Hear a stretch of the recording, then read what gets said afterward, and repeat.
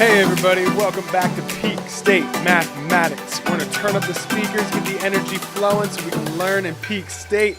Let's go!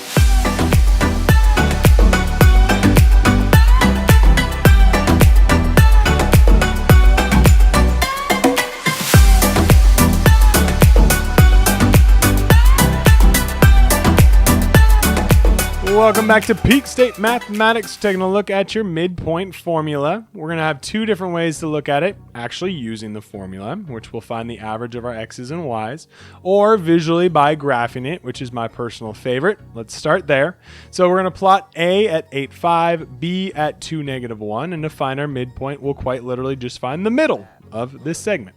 So since we go up and down 6, left and right 6, from point B, I can just go to the right 3 and up 3, and I'll visually see the midpoint at 5, 2.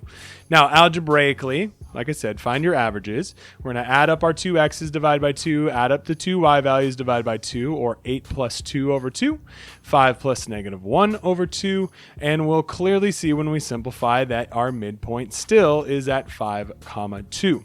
So either way, visually or algebraically, whatever makes most sense to you, learn that the best you can, practice that. In fact, I got 2 more for you to try, so let's crank up that energy, get back in peak state. Here we go.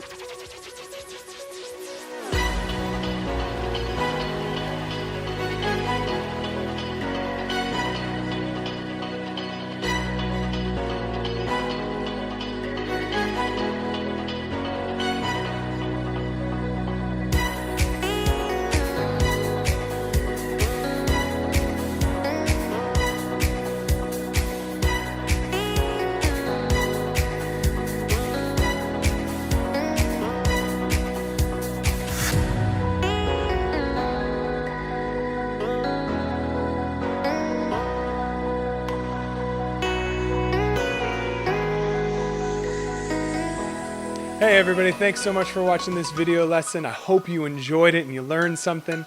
Please hit subscribe so you have access to all of our video lessons. And if you want live, free tutoring with me every single Monday, check out peakstatemathematics.com and sign up for that. Until next time, remember, always learn in a peak state.